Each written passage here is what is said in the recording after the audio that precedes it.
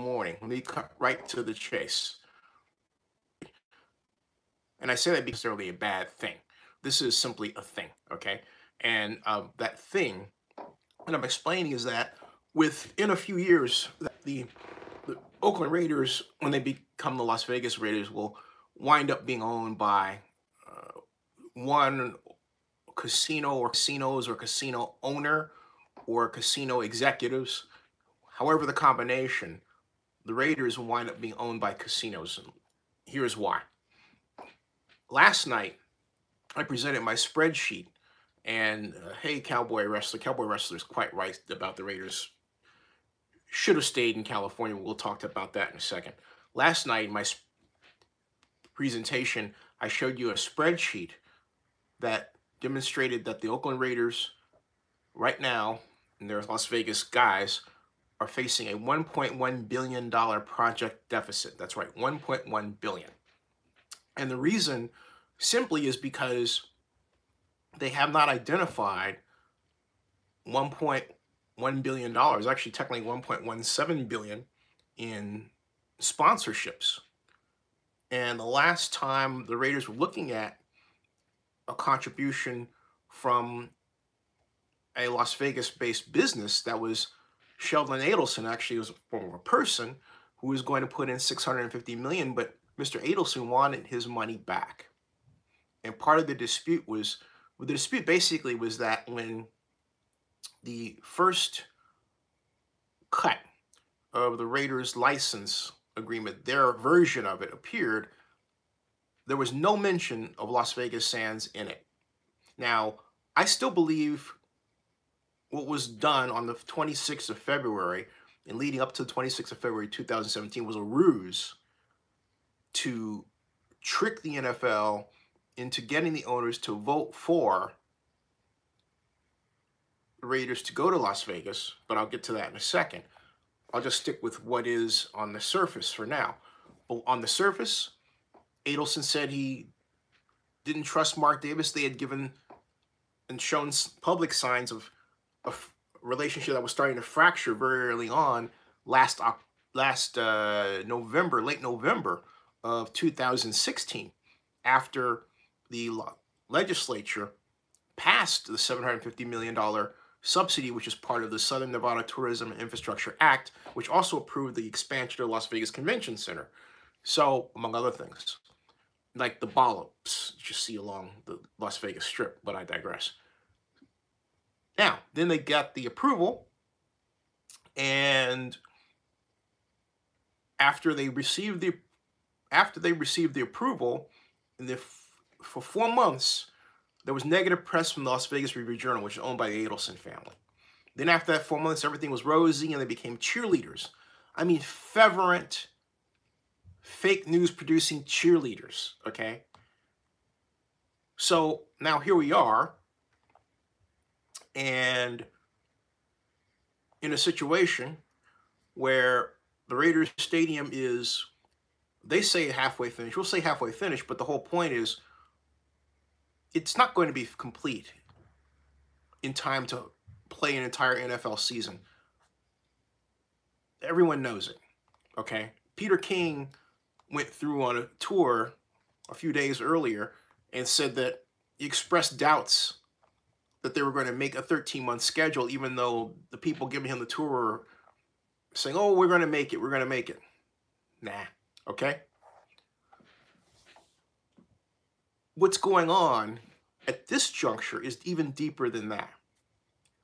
If you take a look at the history of modern NFL stadiums, most notably Atlanta Falcons Stadium, the Minnesota Vikings Stadium, go back to the Cowboys Stadium when they finished in 2000, opened and hosted their Super Bowl in 2011.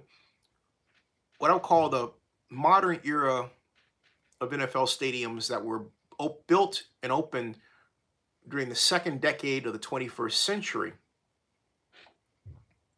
had in common something called founding partners.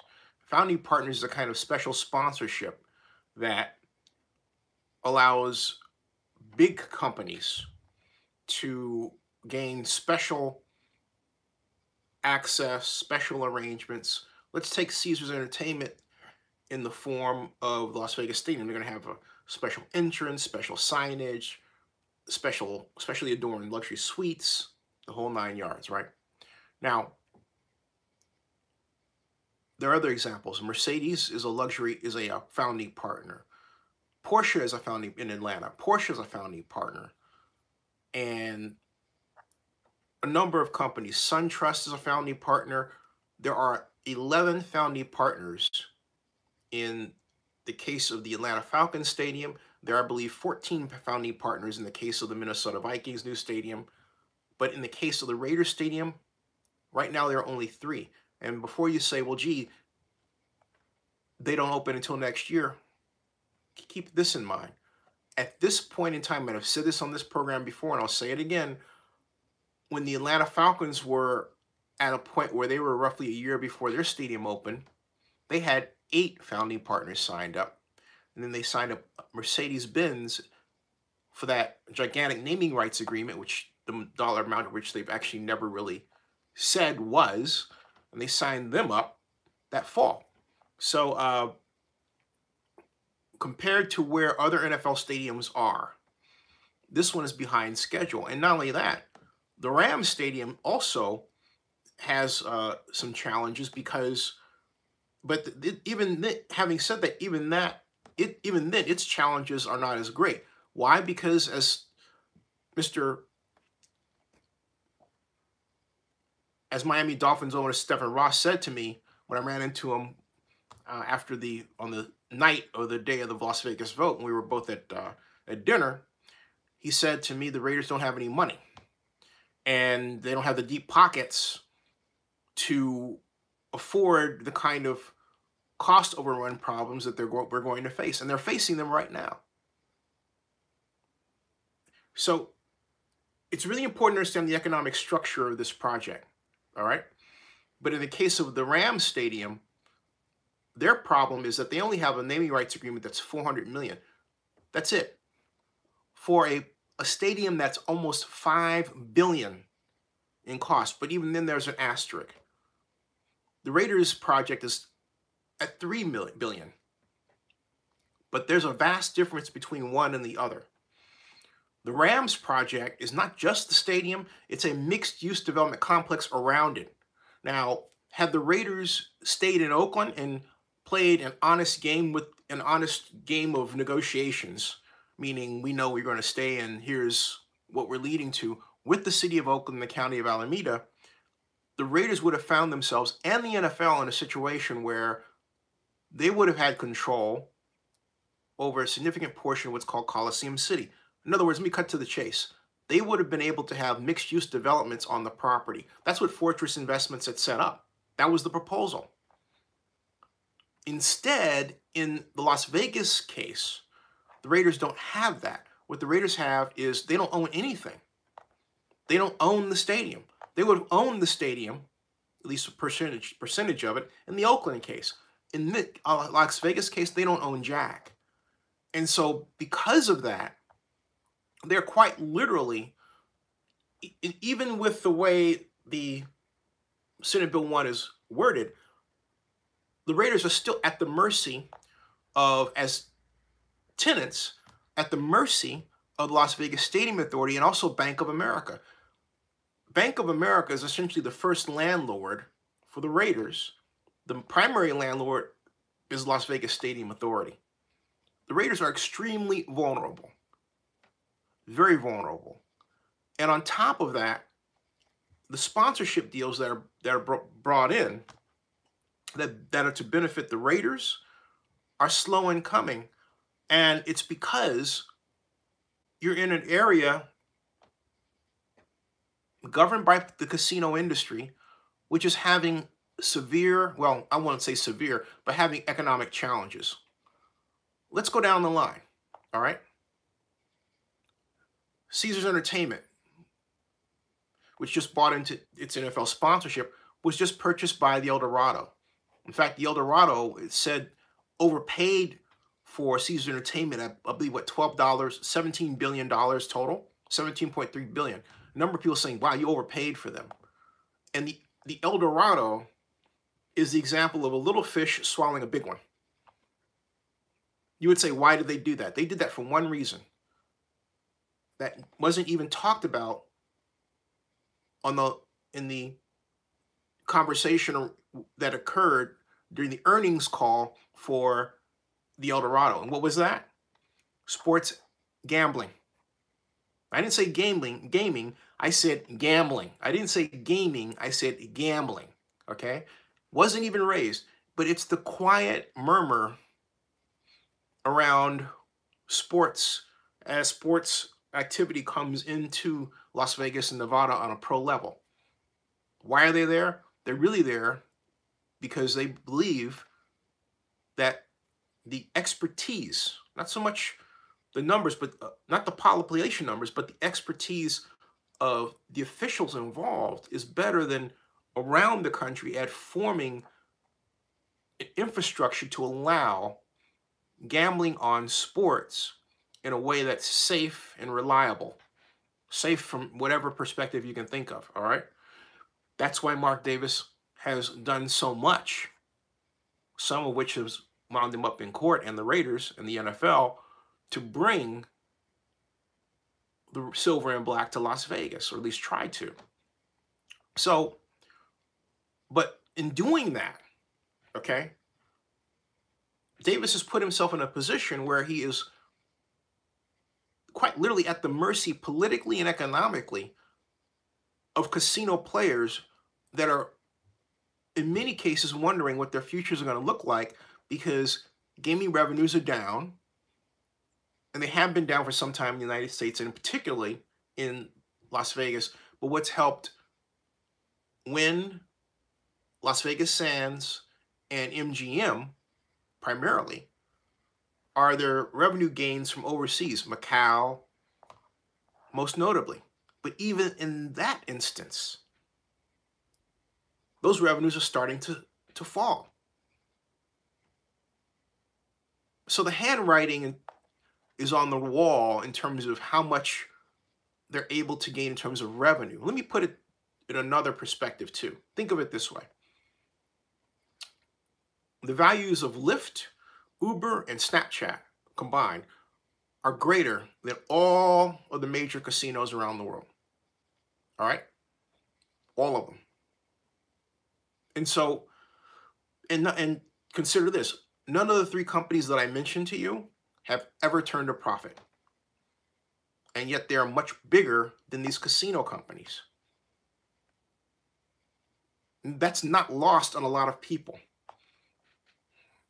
And so, because of that, and because of this revenue position where the El Dorado, even Boyd Gaming, let me put it this way, you have the El Dorado, Boyd Gaming, MGM, and Las Vegas Sands all considering unloading an asset. In other words, selling a property, a hotel.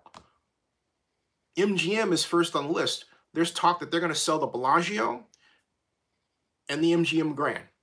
Then Boyd Gaming is considering selling its casinos. MGM laid off 1,100 people in Las Vegas alone. You getting the picture here? So this is not a scene where you can say that the casino industry in Las Vegas is massively healthy. Now, El Dorado, do you realize that El Dorado, because of their purchase of Caesars Entertainment, is now the world's largest casino operator? Bigger than anyone else? That's right. They consumed a big one. And everyone is asking, what are you going to do with that?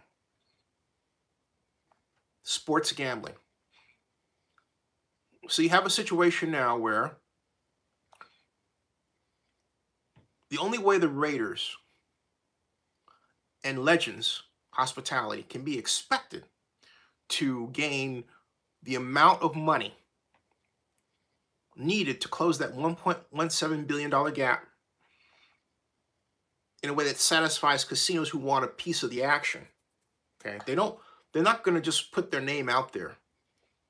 They're going to leave that to the SoFis. Okay, they're going to leave that to the organizations that, and it's hard to do now because money is hard to come by. Money is spread around the world. I mean, look at what happened with Top Gun. Tom Cruise and his fellow producers, they had to go and get Chinese money to pay for the Top Gun sequel that's coming out. That's where we are today. I don't think people realize just to what degree the United States is foreign owned. It's more than Russia manipulating our election, which did happen. But it's Russian money. It's not just Russian money. It's European money. It's Chinese money. It's Japanese money. It's money from all over the world that has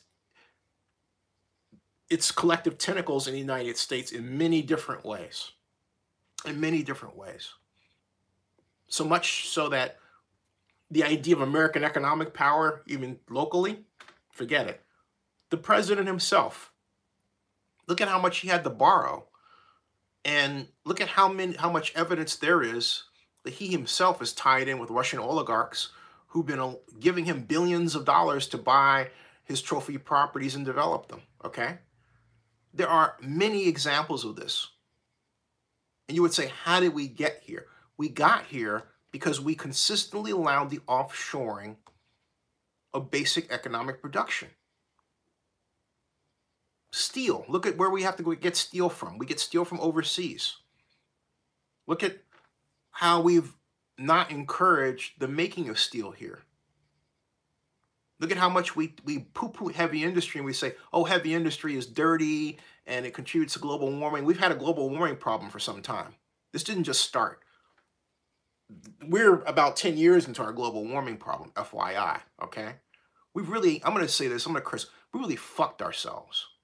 And the trouble is that a lot of you out there who are, sort of new to looking at these things, maybe you're 18, 19, 20, maybe, hey, 30 or whatever, even 30 years old, you don't remember a time we were on top and you didn't, in many cases in school, get the proper history to understand what that meant, let alone economic history. How many of you took economic history or macroeconomics, let alone microeconomics? By show of hands. I've taken 24 economics courses, okay?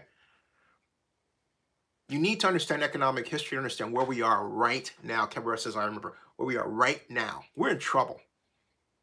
And we're quite literally, the idea of that we're not integrated, we're very integrated. Racially integrated. We don't have a race problem. There are people running around saying, oh, it's going to be a civil war thing. Those are Russian trolls, folks. That's BS, okay? You're being bullshitted. All of this comes to play and comes to bear on the Raiders' situation today. The Raiders were better off staying in Oakland, currying investment from venture capitalists, from the tech industry, establishing partnerships and ownership partnerships with them rather than what they're trying to do in Vegas. I'm not saying, this is not a matter of a binary, because a lot of you out there are into, what does it work or not? It'll work, but my point is this is going to work in a way that some people with the Raiders are not going to like. And some people will. It will make Mark Davis fabulously rich. That should happen. And his partners. That'll happen. Okay? It'll make the Raiders, in terms of from a ticket perspective, very expensive to attend. And it will cause a suffering in the attendance for those games past the first year and a half, okay? Because as Jerry Jones famously said, when he got the NFL Hall of Fame, all right?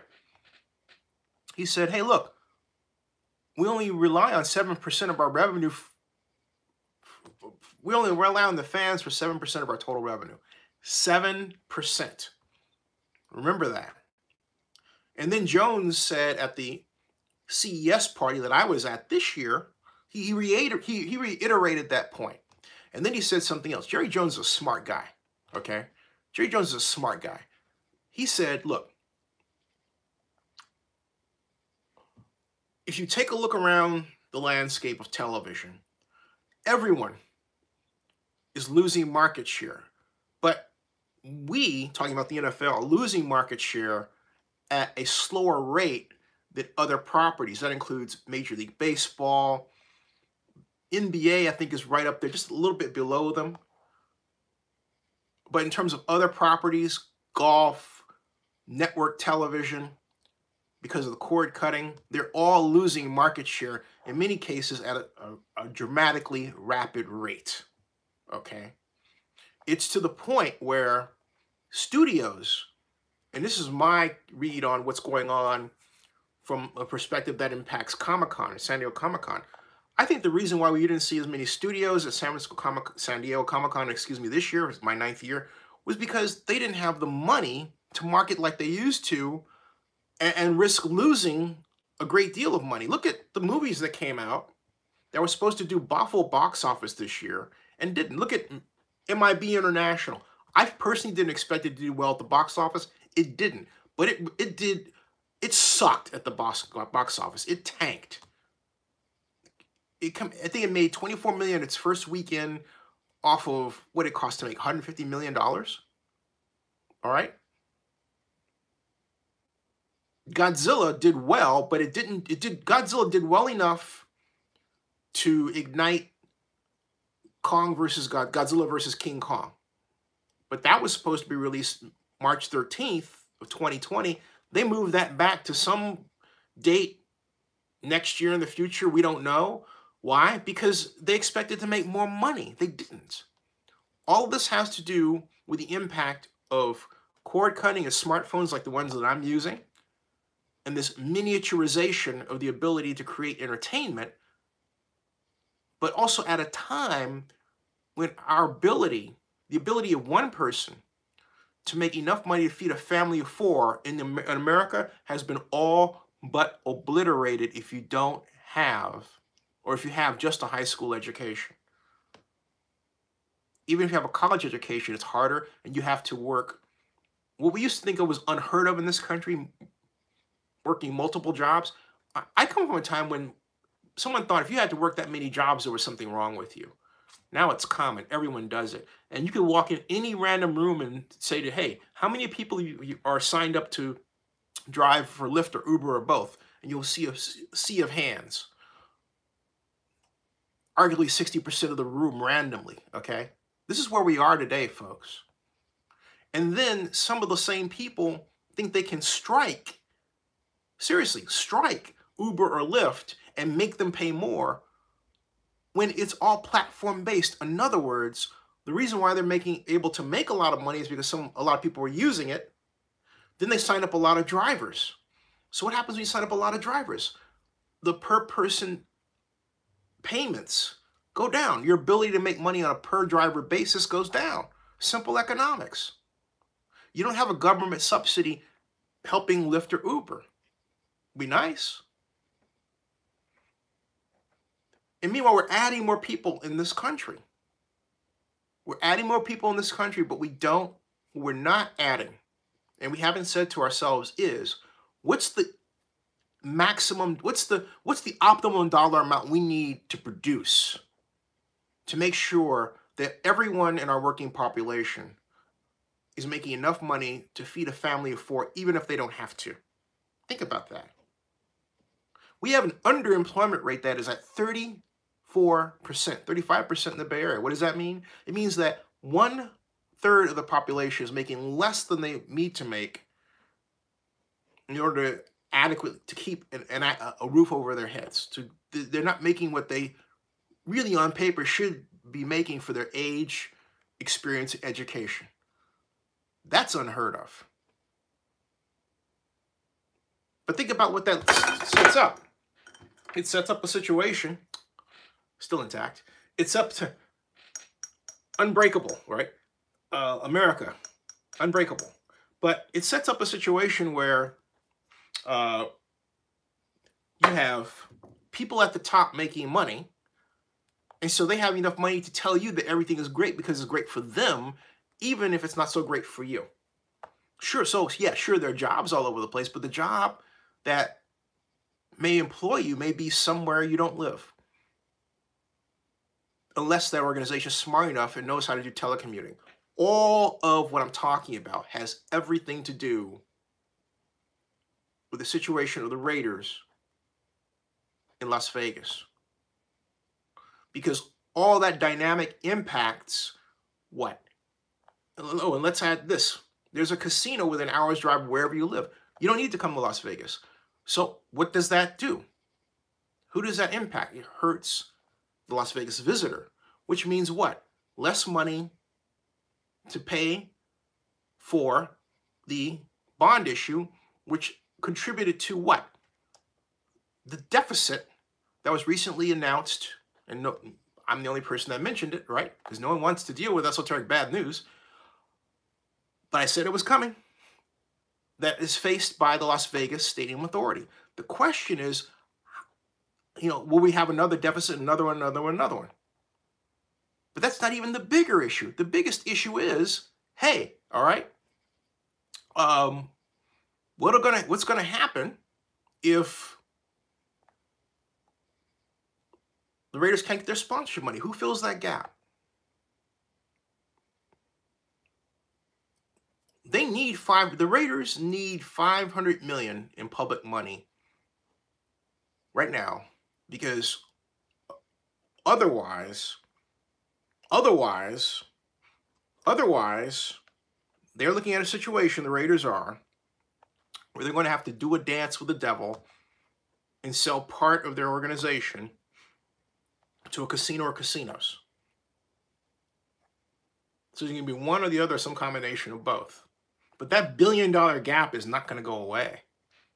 All right? That $1 billion gap, $1 gap is not going to go away. And now I'll read your comments. Let's see here. I'm going to start from the top.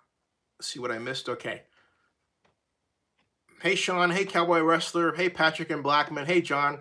Cowboy Wrestler writes the stadium was poorly planned. And then he writes, quite frankly, only a team like the Raiders, who has a history of being a poorly run franchise, can mess the stadium up. Shame.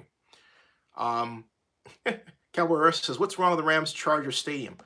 It's, comparatively speaking, nothing, because they've got a money person behind. They've got a better design.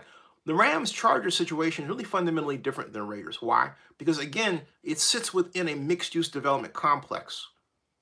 Which means what? Which means that Stan Kroenke owns the buildings around the stadium, can charge the rents necessary to collect additional revenue to finance the stadium project, and have enough to make sure each one of those buildings pay for themselves.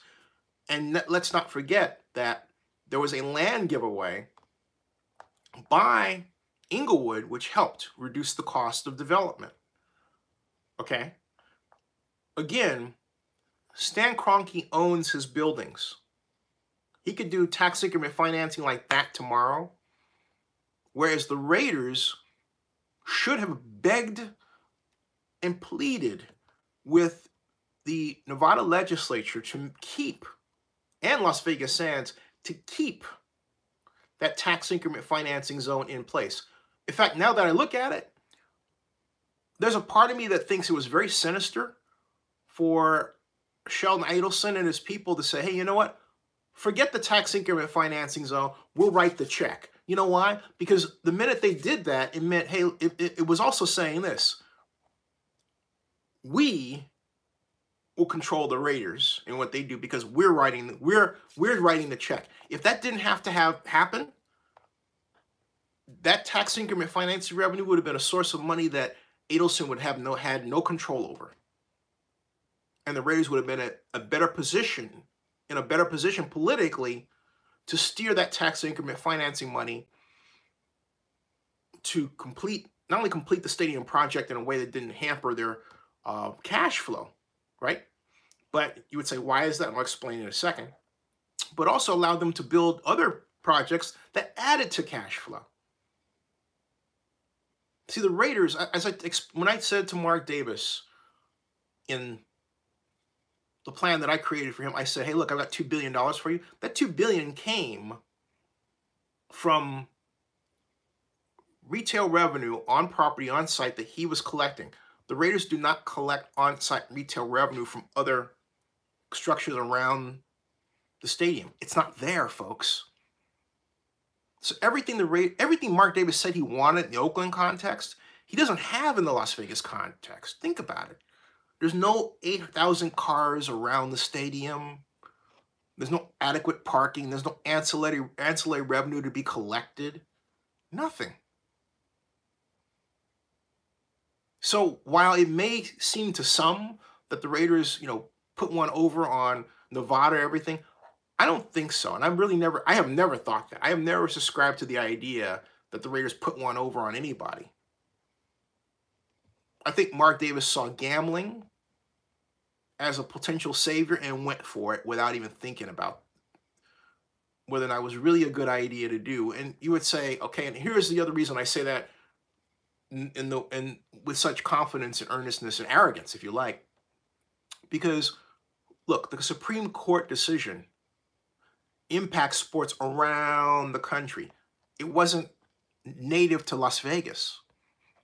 So the Oakland Coliseum should, but right now isn't because it's dragging its feet once again. It's not, it should really, in fact, the Bay Area should really be poised, and California should really have a commission set up to study gambling and sports in California and how it could benefit California. California should have this ready to go, but it's going to get caught flat-footed, just like California got caught flat-footed in terms of financing the movie industry, and that's why the movie industry is here in Georgia, because Georgia had the tax credit subsidies program, has it rather.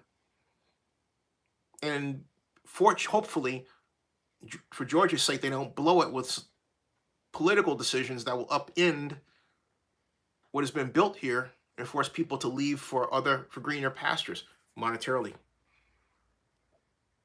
But make no mistake about it, California has literally dumped its movie industry here because it didn't have a movie subsidy program. And even the one it has in California is not up to the snuff of what Georgia's is. That needs to change. Okay? So, Cowboy Restaurants also, as he says, this move to Vegas is looking more like a flanking disaster. And then Cowboy Restaurants was talking about ever since the Reagan administration with economics and change. He says he remembers. And then Cowboy Restaurants adds that hockey can work in Vegas. Professional football, in my opinion, can't. Young Farrell says Chargers will go back to Diego soon enough. A lot of people in San Diego don't want the Chargers, FYI. I mean, there's some who do. It's like 60-40, okay, from the people I've talked to.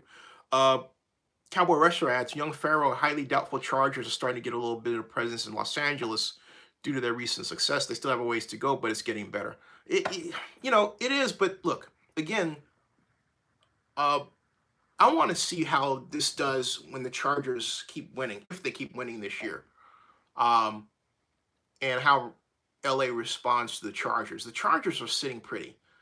They have a sweetheart and wet deal compared to what they can potentially make. They don't necessarily have to worry about selling out at all. They don't own the stadium. They would like to own the stadium. From a pure financial perspective, they're in a place where they don't have to spend a lot of money to make a lot of money. But I contend their better position was in a privately financed downtown stadium, which is part of convention center. They should have done a deal with the Comic-Con people in the hotels, because if they had gotten San Diego Comic-Con brass on their side, they have gotten the hotels by extension. In the game. They would have gotten their combination stadium convention center. It could have been designed in a way where Comic-Con would not have had to worry about ambush marketing, and the Chargers could have remained in San Diego downtown where they belong. Just saying. Just saying. Because you and I both know that regardless of what the hotel sales says, when a Super Bowl is announced, when they start looking at dollar signs, all that other stuff goes out the window. They want control of that to some degree. Young Farrell says, well, how many suites did this Chargers sell from the new stadium? I heard they're having trouble. I don't know the answer to that. I'll get on that. Young Farrell says, Farida Bros could buy when available. I've heard that. Daniel Gutierrez says, good evening. Then he says, has a quick question. Is there any latest news in the Oakland Athletics regarding their new stadium? Yeah, there was a public comment period, but I will dig and see if there's some other information that I know there's information that needs to come out there. Let me focus on that. I don't want to tell you something that uh, winds up, pulling a rabbit out of my hat. Cowboy Restaurants says that the politicians in Georgia are effing up with what they have there. I agree. It's not so much the politicians; it's the governor. All right. Um, young Young Farrell says Spanos forced the city vote. That's true. Young Farrell then adds Mission Valley land was given to them, so he could have gotten it done. Cowboy Rush says, I agree the charges belong in San Diego, but Spanos took the easy way out and went to LA. Yeah, there was one guy in one of my videos. I said to some people, well, what do you say about Spanos? I should take all the comments I've heard about Spanos and put them together in one video. Just saying, all right? But, just saying. But I don't think that, let's see if we have our comments here, yeah. So, with all of this, hey, did you hear, by the way, that Las Vegas Stadium is going to host the Pac12 Championship? They said 2020 and 2021, although I heard just 2021 because maybe, the delays. But someone made a mistake there because the Pac12 Championship for 2020 would be played, it'd be fall.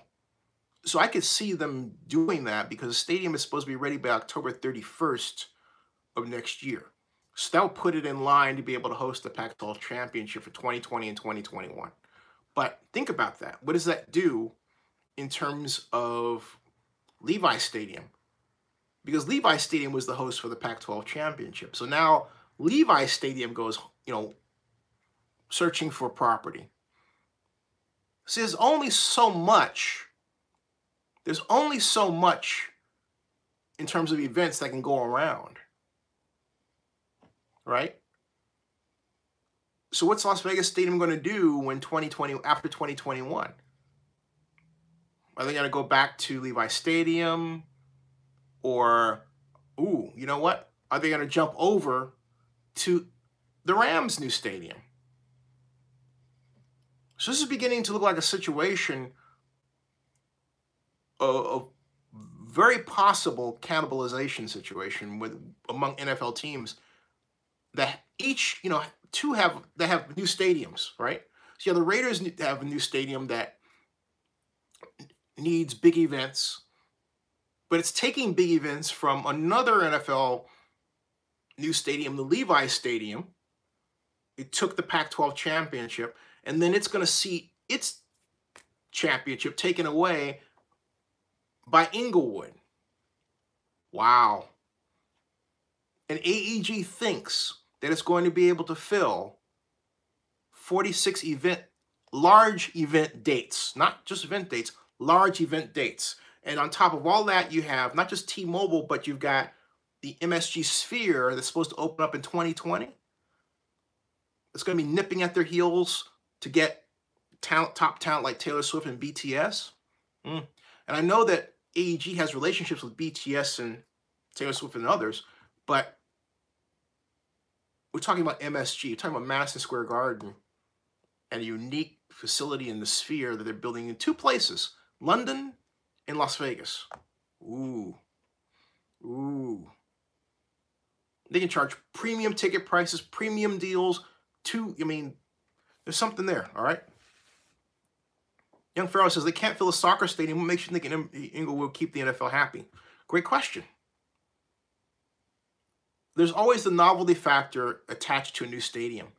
But if the ticket prices are released and the ticket prices are just, too high, forget it. They're not, in other words, people are going to want to see the new stadium once.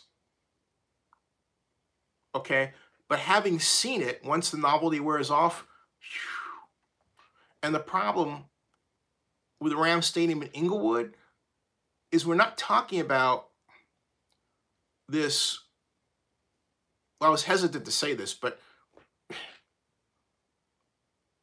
You don't think, hey, I'm going on vacation, let's go to Inglewood, right?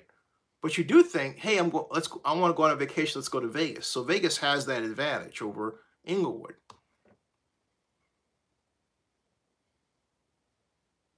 And see, there are enough casino players, and that's why I go back to the casinos wanting to own the Raiders. And they're going to be in partnership with them anyway. Have special events at Las Vegas Stadium that will bring in people from not just around the Las Vegas Valley, but around the world, right? So there's possibility in this, but the Raiders can't get done. The Raiders can't get the money they need without giving up some of their hide. The Raiders cannot get the money they need without giving up some of their hide in Vegas. In Oakland, they would have been able to get the money they needed without giving up some of their hide because of the nature of spending with tech companies. Tech companies spend money for visibility. Why? That visibility automatically drives people to the website. It's about platforms and gaining visibility. It doesn't matter if it's my platform, and I'm installing a social media network, by the way, a social network in mine, in Oakland News Now. It doesn't matter if it's my platforms. It doesn't matter if it's Facebook's on a much larger scale. It's about driving people to the platforms. And if you hear about something on television or in some kind of television, it's much easier for you to click over to check out that site. And the minute you do that, bingo, visitors. Visitors equal money, okay? Easy peasy. Easy peasy, all right? But it's harder when you're talking about bricks and mortar businesses that rely on walk-in. From a pure standpoint of effort, it takes more effort. You have to spend money, get on the plane, do all this other stuff, right? To make that marketing pay off versus a web company. Look at GoDaddy. How did you hear about GoDaddy? Danica Patrick wearing next to nothing. Okay? Did it work? I just mentioned it, didn't I? Okay? Yeah, it worked. What's GoDaddy? It's a hosting company that some of you may very well use. All right? So, John Akala, John, how you doing? John says that they aren't considering the move in period for the Vegas stadium, I'm pretty sure. So probably stadium probably won't be ready to play until December 2020. Yeah. Giorgio says, so Sheldon Adelson wants to own the team. He's wanted to own a portion of the team for some time. And I remember I talked to Jerry Jones about this way back October of 2016. And I specifically asked him what he thought of Sheldon Adelson as a possible NFL owner. And he said that he felt that Sheldon had put together a very good team that would be capable NFL owners. Words to that effect. Actually, but bottom line is he was very supportive of the idea. Looked me right in the eye and said so. Okay, as Jerry's want to do. Looked me right in the eye and said so. One moment for a second, please. I'm back. Okay. Folks, I'll be right back. I just need to check something real quick. One moment.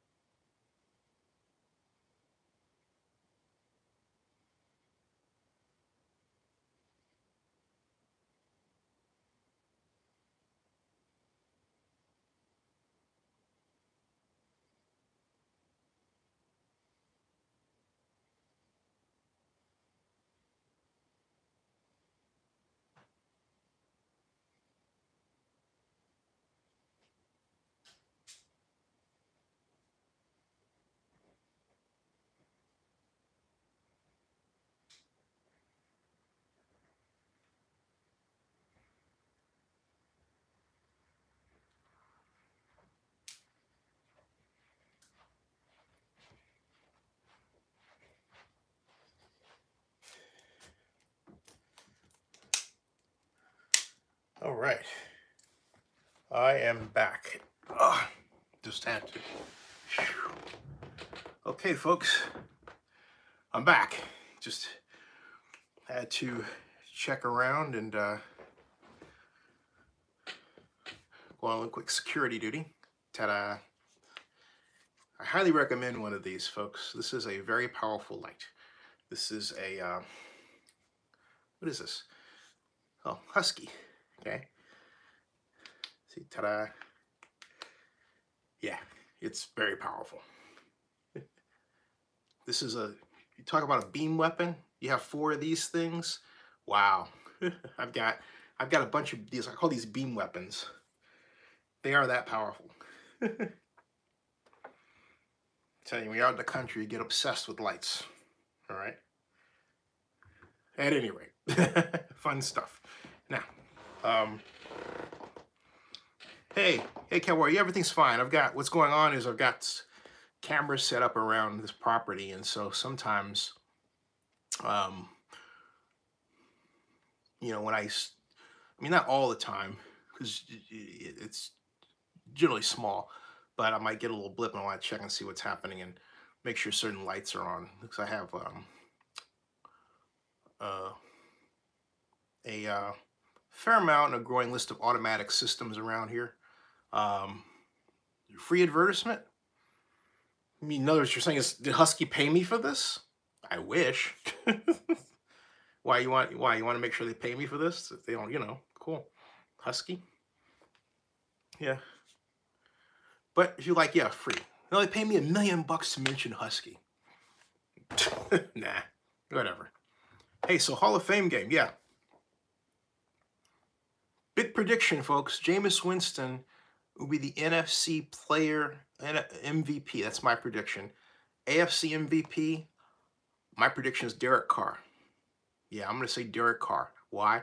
Although Mahomes is a runner-up, Mahomes has got the magic. And hey, look, I'm sorry, the NFL did the Chiefs a solid by doing nothing to Tyreek Hill.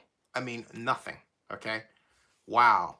You talk about escaping a bullet? Whew. Man, oh man. Yeah, Hall of Fame game comes up. Okay, so Raiders record check-in time. Oh, by the way, you know about the Hall of Fame deal, right? They're going to let in extra players for the extra Hall of Fame candidates for the 2020 season. So who should be on that list? Including, you know, older, even players that passed away, right? Ray Chester should be on that list. Definitely Ray Chester. Ray Chester and Cliff Branch. What say the rest of you? Ray Chester, Cliff Branch. Oh, excuse me. Phil Villapiano. There we go. Ray Chester, Cliff Branch, Phil Villapiano. Yeah. Yeah. I like that. Jim Plunkett. Oh, Jim Plunkett. Okay. So Plunkett, Jim Plunkett, Ray Chester, Phil Villapiano. Yeah, you're right. How is it that Jim Plunkett is not an NFL Hall of Famer? He's got a ring. What's up with that? Right? Right? What's up with that? He's got 2 rings. He's got 2 rings. Jim Plunkett has, what, 2 rings? He has 2 rings and no Hall of Fame. And he went to Stanford. What's wrong with that picture? Everything. Tom Flores. So we have our list, all right? We have Flores, Plunkett, Branch, Chester, Villapiano. Right? Right? So I'll write that down. You have Flores. All right. Right. Plunkett. Right. In LA. Plunkett.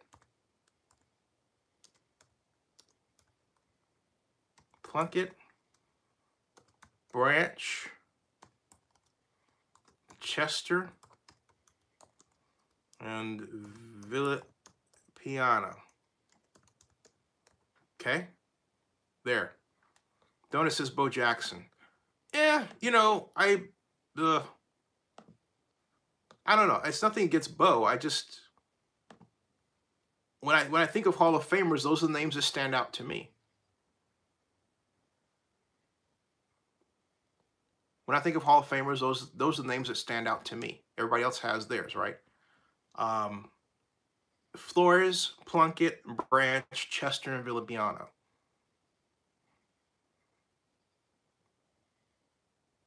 Otis Sistrunk. Otis Sistrunk. There we go. Hold on a second. I'm going to throw in Otis Sistrunk. Flores, University of Mars. Flores, Plunkett, Branch. You know why? I know he was a nose tackle. He was a legendary nose tackle that was never given his due. Talking about Otis Sistrunk. Flores, Plunkett, Branch, Chester, Villapiano, and Sistrunk. Yeah. Villapiano.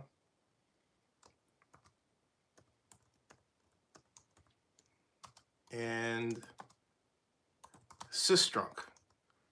I've known Otis Sistrunk since I was 15 years old. All right.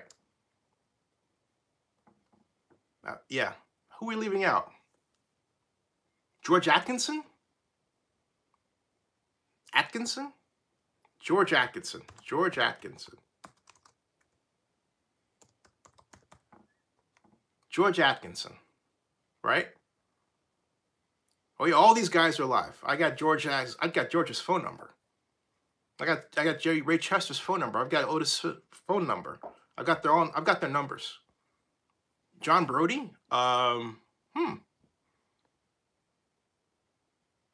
Brody.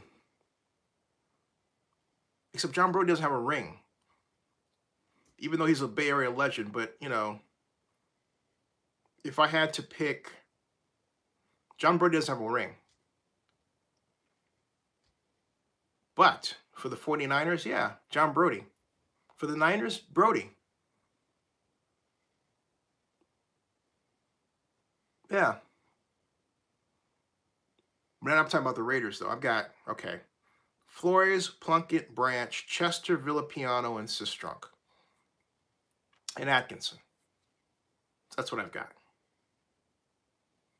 That's what I've got.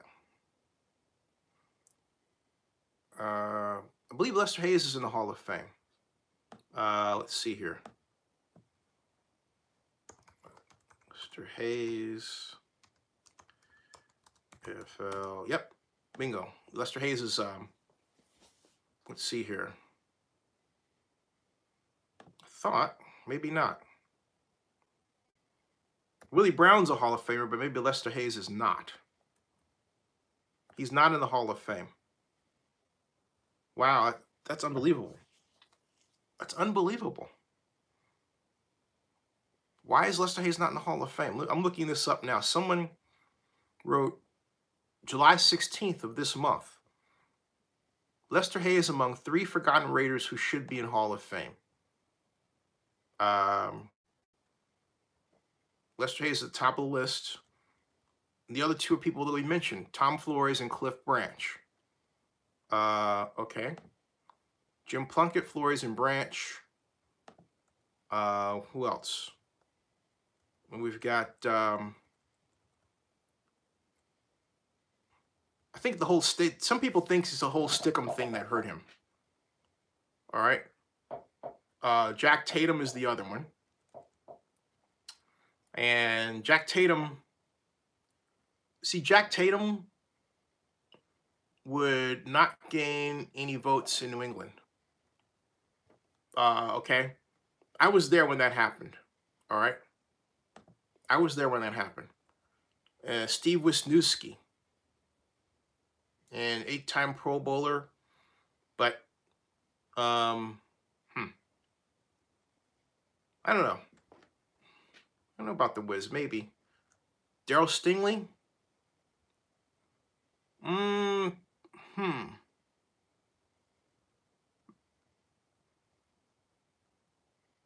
Yeah.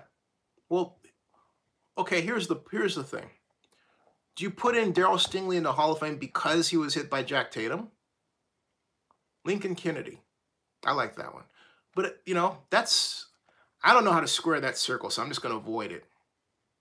I mean, how do you say you put in Darryl Stingley and then not Jack Tatum? No, you'd have to put in Jack Tatum. Do I think Tatum's hit on Stingley was a dirty play?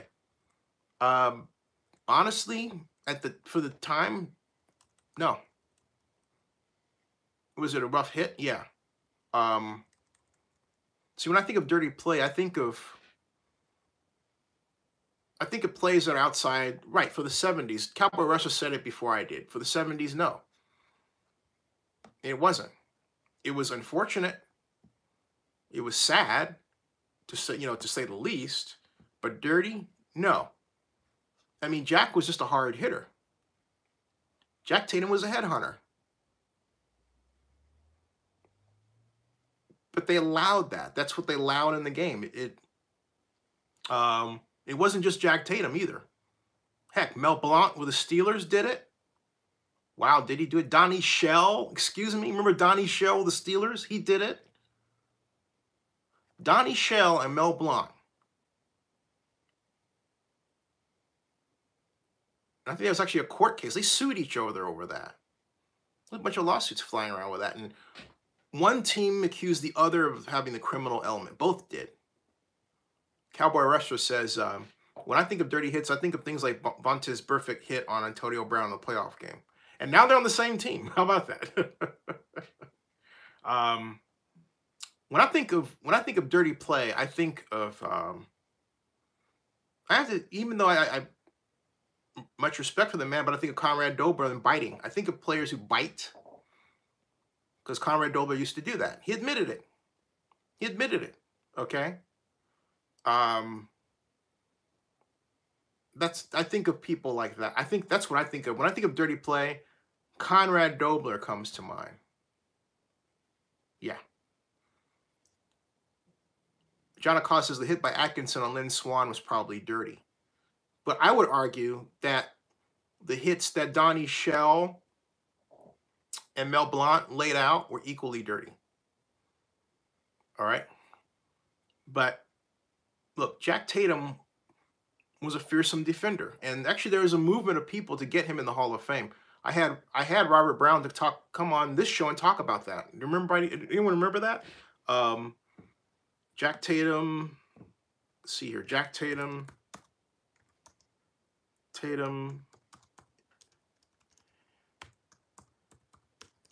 NFL Hall of Fame. And Zinni 62. And let's see here. I thought I had a single segment devoted to that. Maybe I didn't. If that's the case, I did. I need to rectify that.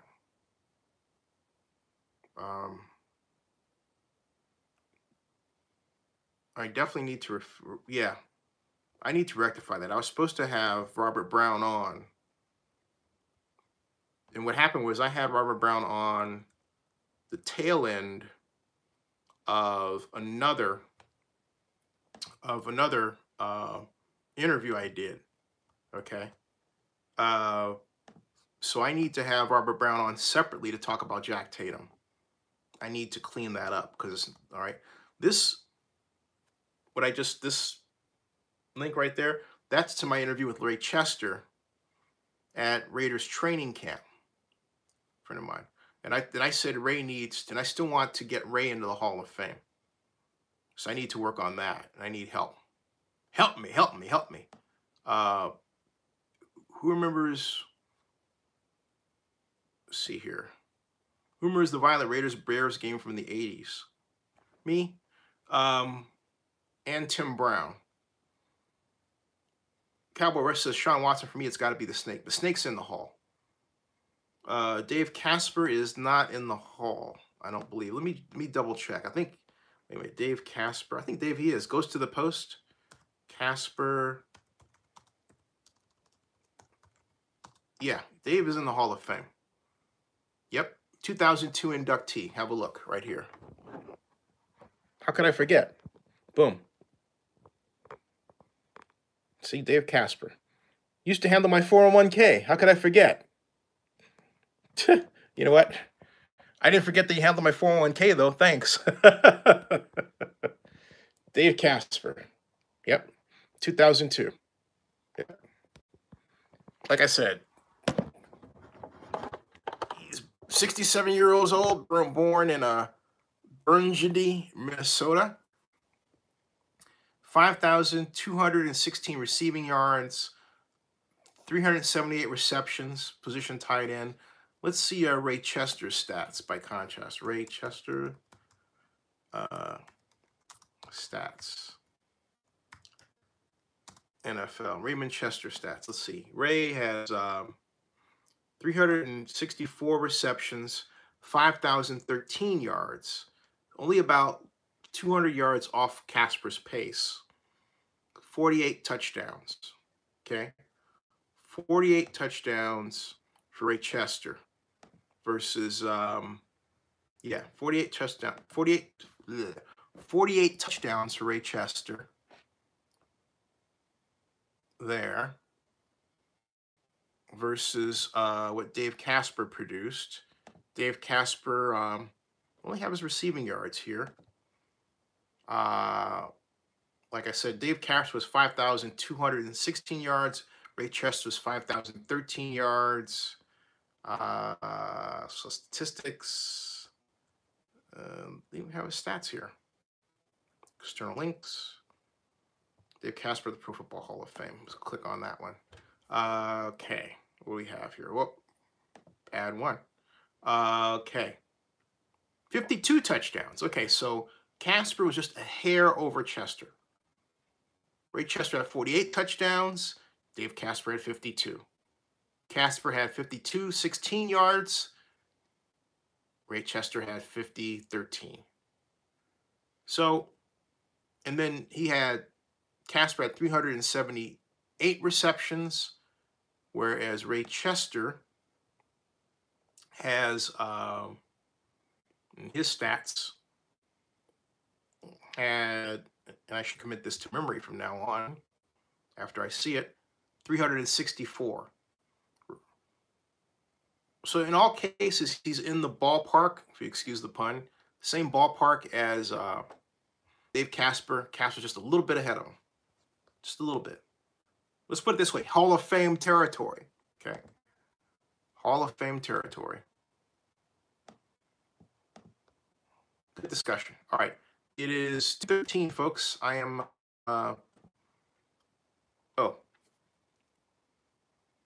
John Acosta says the ghost to the post was an incredible catch. Over the shoulder against the Burt Jones-led Baltimore Colts. Watched that game with my mom in Oakland. We were just screaming our heads off. Boy, that was fun. Corey Brown says one player I wish he could have seen play for the Raiders is late Junior Seau. I get it. Even though he was with the Chargers, you'd think he would have he would be a great silver and black player. Okay. John Acosta says, how about Todd Christensen? I like that idea. Untimely death. I like that idea. What we need is a list. You know? We need the Great Raider Hall of Fame list. That's what we need. The Great Raider Hall of Fame list. But that's going to make me cry. I'll start working on it. My email, if anybody has any ideas, it's one I didn't mention that you want mentioned, please send me an email, zenny@zenny62.com. Don't text me. Because somebody texted me just out of the blue. I don't like that. Hold on a second, folks. Hold on a second, folks.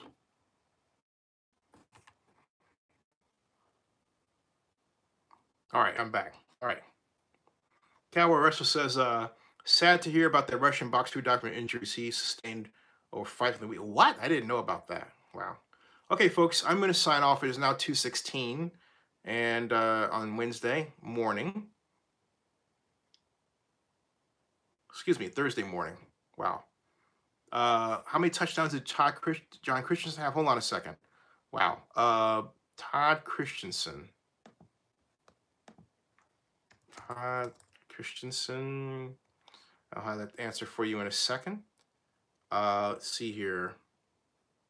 He had 41 touchdowns. Wow. 5,872 yards. Woo! So he had more yards than Dave Casper. Okay? He had more yards than Dave Casper. Okay? More yards than Dave Casper. Okay? Ariel Zinga says, you have been right all along about Vegas, and I'm glad people are believing you now. I quite agree, Ariel. Thanks. Yes. Ariel says, I am right about Vegas. Thanks. I really appreciate that. Yep, I really appreciate that. Thank you. Thank you. Much appreciated, Ariel. Very nice. Yep, you're right. Thank you. Well, let's go over what I've been right about. Okay, I said that there's going to be a hotel tax problem, and I was correct, right? Said that before anyone. I said that eventually Las Vegas Stadium Authority was going to suffer a deficit. I was right about that. I said, what else? Wow, quite a bit of things. I also said, hey, this is no sarcasm, folks. This is true. I did say that. I said that it was risky to form a municipal bond around a debt coverage ratio of 1.5 to 1 when it should be 2. I said that as well. I was right. I said that, let's see here. I said quite a bit of things. Right. I said quite a bit of things. And for those of you who were pointing at, well, oh, you said the Raiders weren't going to move here. Well, I told that story before, and I'll tell it again. I was under the impression that Oakland Mayor Libby Schaaf was going to give the NFL an offer that wound up they didn't give. Okay? And that happened the morning of the vote. So what I believed I was going to be right about was far different than what the NFL wound up voting on. So, hey, I didn't lose. Sorry. But thank you very much, Ariel, for saying that I've been right all the time. Subscribe and listen and spread the word. Spread the word. Because I know what I'm talking about more than anybody else on this stuff. Sorry. All right. John Akala says, will the headline ever come out of, thanks, Sean. Will the headline ever come out of somewhere the Las Vegas Stadium won't be ready for 2020 NFL season? Yeah, here. Well, actually, here, okay? But what I've said, but here's the thing, John. Look, hold on a second.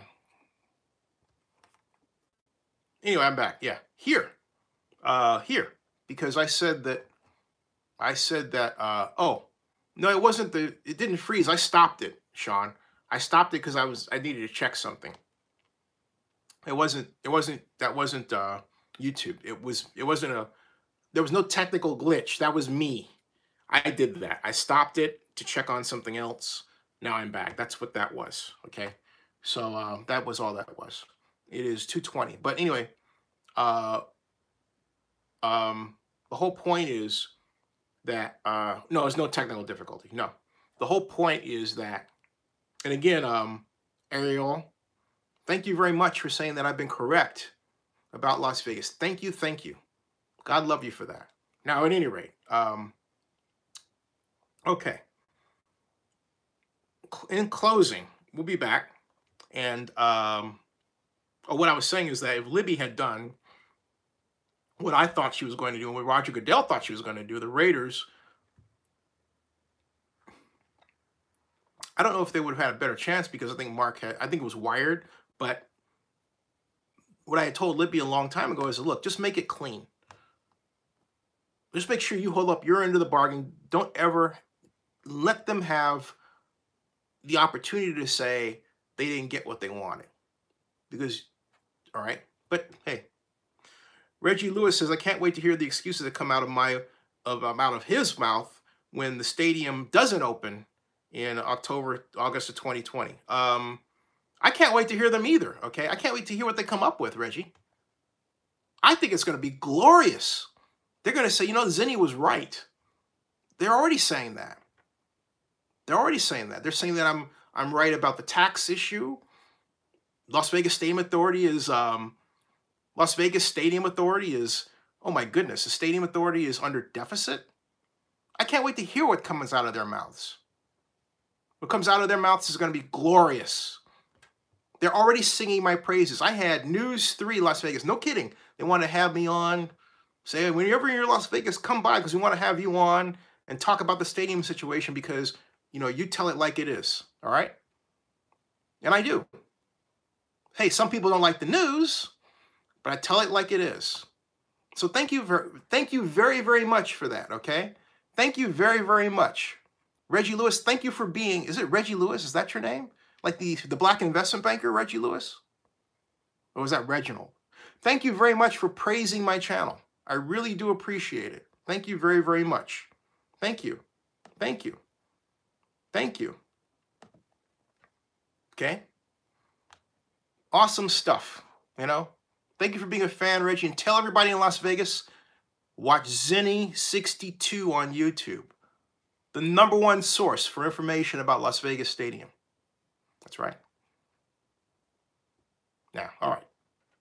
Okay, folks, it is 2:23 and in the morning. Cowboy says, I love it. Me too.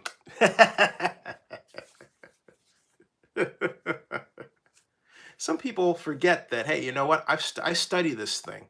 I'm the only news person that has his own spreadsheet about Las Vegas Stadium. The only one. I know how to crunch the numbers. These other folks, they're scared. All right. So remember, whenever you want to, as Husky would say, see the light, you'll see it, okay? All right? Right here. Okay? Good night. DeMarcus Swain, they've always said, you're saying that I'm right, DeMarcus. Thank you. Is that how you pronounce your name? Is it Swain or Swan or whatever? DeMarcus says they've always said that I'm right. Thank you, DeMarcus. I would appreciate it. Thank you very much. Thank you. Thank you. I really appreciate it. Thank you. DeMarcus is a big Zinni62 fan. Thank you very much. Awesome. He's singing you should see this. He's singing my praises. Is it Swain or Swan or Swing or Swag or, I'm sorry, I didn't mean to do that. Like, you know, I don't know, okay? Patrick M. Bachman, thank you. Patrick, thank you. Patrick joins Mr. Swan in saying I'm very accurate. Thank you. I strive to be. Nobody else does. Thank you. All right.